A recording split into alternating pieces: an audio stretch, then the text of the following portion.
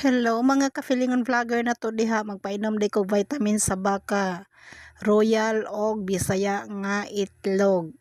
Kay wala man ko nakapalit og vitamin sa Agrivit, maong organic lang sa ko guys, pero ang itlog ray organic ana. Magkabupod ko kay para-paraan na lang taani kay walay tubig, wala na ko ilaw sa mga alaga ug mapuhon. So kinahanglan mag-ready daan para ugma na ako'y ikalawog.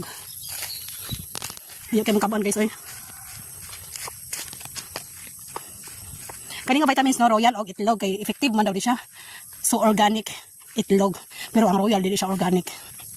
Pero kita bitaw sa una no kay og hilantan royal may tambal. So basin dai pud no may effect din yung royal i-vitamin sa baka. Kaya akong baka guys, sige ko gabalhin pero amot naglibog ko nga wala man ditambok naniwang hinoon. Maong suplayan ako kani nga vitamins. Once a week daw ni siya pwede. Kay mahal din royal.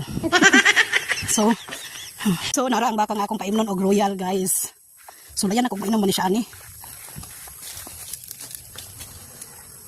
Wala, di siya mainom. Patay. Di siya mainom. Pinangainom. Abi magud ako mainom siya kay every time magpainom ko niya og purga bitaw, ako ra mang isulod sa balde. Ang uban kay tingalon man og purga kay di man niya tingalon, di naman siya patingal, mainom ni siya. Pero karon royal og itlog di siya niinom. Sad to say, wa siya niinom. Sayang din, mayaboran ako ni.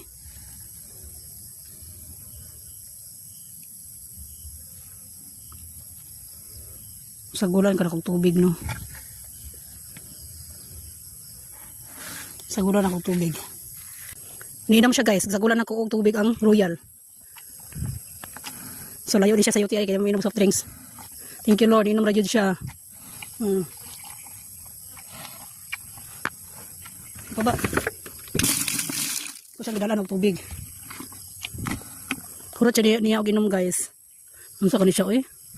Tangan kayong madaot ang panit. Ipurgan man tanako ning bakahan eh.